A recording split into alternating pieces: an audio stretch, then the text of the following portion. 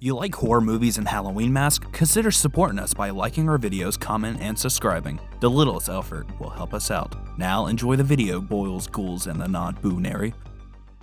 In a world where Marvel oversaturated the market and DC failed to follow, crossovers were mostly regulated to comic books. However, after nearly 2 decades of hype, Freddy Krueger and Jason Voorhees fought to death in 2003. With that movie being the smash hit that it was, it's no surprise other companies wanted to cash in on a horror movie crossover. Candyman vs. Leprechaun? Oh god, fuck no. The idea that came the closest to happening is probably the most bizarre idea: Michael Myers vs. Pinhead. Dimension Films, the company owned by wanted to clash together the two franchises. Michael Myers from Halloween is a slasher who stalks babysitters. However, Hellraiser's Pinhead is another worldly being summoned by a box. How the fuck would they fight? In this video, I go over the stories of 2 Michael Myers vs. Pinhead ideas that never saw the light of day. To start this off, we have to see where the idea even started. Freddy vs. Jason had been floating around Hollywood since 1986, and many companies were aware of its troubled production. One of these companies was Dimension Films. By 1995, they had gotten the rights to Hellraiser sequels and were co-producing Halloween's future installments. The idea of putting these two icons must have started around then, as Hellraiser writer Peter Atkins was quoted saying, "Frighteningly, Dimension does own Michael Myers, so Pinhead vs. Michael Myers might become a distinct possibility somewhere down the road, but I'll have nothing to do with it."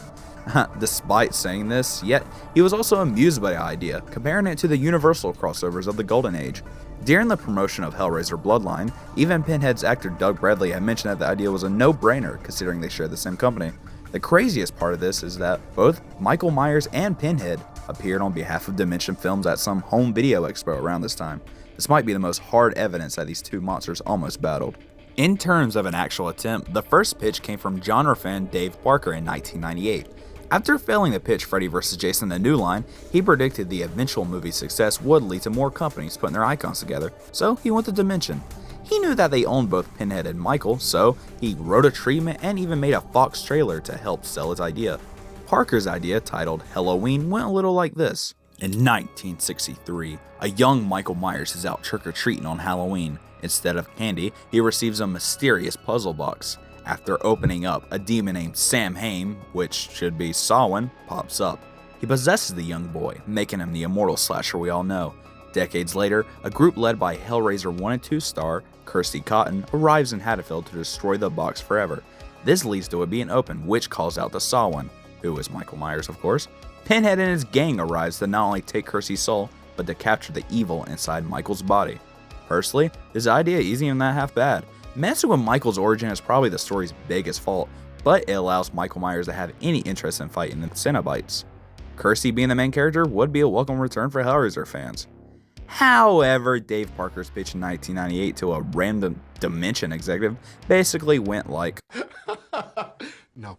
So, afterwards, Hellraiser would soon, dive to straight to DVD garbage, and Halloween would lead to Michael getting his ass handed to him by Busta Rhymes. Fucker. Years later, in 2002, another pitch was made to the studio. Josh Stoltenberg and Bobby Florisheim? Oh god, I just butchered his last name. Sorry, man.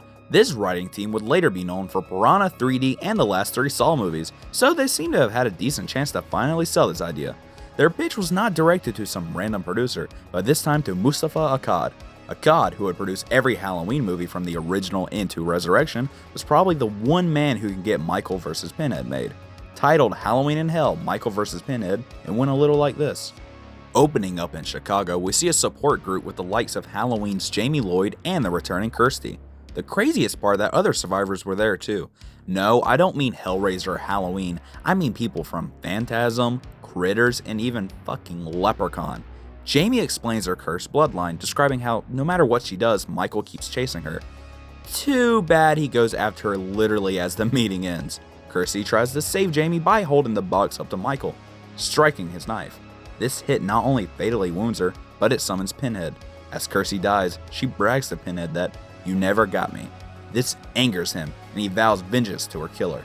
After this, it's revealed Jamie has a blood supply at various hospitals, save for blood transfusions. Now, why would she need to do this? Apparently Michael can sense her cursed blood. So what happens? Of course, 7 other random motherfuckers accidentally get a piece of her blood, causing them to be a part of Michael's murder spree. The third act has Jamie and one of the surviving patients escape to a mansion. Owner now has the box and over hundreds of its cousins, I guess. Attempting to solve these boxes, the two hope to trap Michael and Pinhead forever. This bitch also wasn't bad at all. This story allows for Halloween fans and Hellraiser fans to geek out over story details and returning characters. However, I have a few issues. The blood transfusion idea is just wild. In real life, if you mix the wrong blood at a hospital, it could lead to AIDS, and in this universe, it fucking leads to being cursed by Michael Myers, so the doctors of this world need to be fired immediately. Then we have the third act. Not a bad idea. The man who owns the box owns artifacts from other icons. Hannibal Lecter's mask, Freddy Krueger's glove, Jeffrey Dahmer's fucking utensils. Why would you mix in a monster with a burnt pedophile who invades dreams and Anthony Hopkins? One of the most interesting parts of this pitch was the proposed 2 endings. In one of them, Michael Myers wins, and in the other, of course, Pinhead wins. Random theaters would get a different ending, hoping to spike profits. How did this bitch go? Not well. The supernatural elements of the story and the return of Halloween 6's Thorn plot went against what ACOD's strict guidelines for the series. After the failure of this pitch, several other ideas were tossed around, but after Freddy vs. Jason grossed $116 million worldwide, Dimension Films were finally set on Michael vs. Pinhead. While it seemed they were chasing a trend, they had noble intentions at first. This was evidenced by them reaching out to John Carpenter and Clive Barker. You'd think they would just laugh in these companies' faces. However, they were on board. John would direct it and Clive would write it. I was kind of stoked by the idea of taking John's, because John was going to direct it. I was going to write it, John was going to direct it. And I called up John. I said, what do you think about this? Because if you don't want to do this, I won't do it. And he said, no, I'll do it.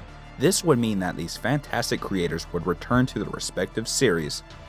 However, ACOD still didn't want to make the damn thing. So, to test the idea, the Halloween producer had a poll up on the official Halloween website to gauge interest. In less than 2 weeks, fans voted a hard no. 54% of these votes did not want to see this at all, what shut down any possibilities of it happening. Funny enough, the fans at the Halloween Returns to Haddonfield convention in 2003 would boo the idea. However, when the topic of Michael Myers vs. Jason came up, everybody cheered. Even ACOD said matching Michael up with somebody real was the better idea. So, after this, the idea seemed to have died for good. There was this brief period where Michael could join Freddy and Jason in a movie, but these talks weren't even serious. Or there's a backup concept, perhaps, with Michael Myers, where we would do a period movie with Jamie Lee Curtis as a sort of Valium-addicted mom with a goth daughter. And they move away, and guess where they move? Springwood, guess who's there? Freddy and Jason, guess who comes to look for her? Michael Myers. This horror movie crossover phase never took off. The only one to make it a screen was 2004 Alien vs. Predator. It makes you wonder, would have this movie even be good? It's hard to know. These 2 pitches we know aren't even bad at all, but who knows if it would have translated well to screen. If you want to read about these pitches in depth, along with other unmade Halloween sequels, go pick up Taking Shape 2. It was my main source for this video, and it's highly recommended. This has been Matthew from Piscoli Productions. See you next time.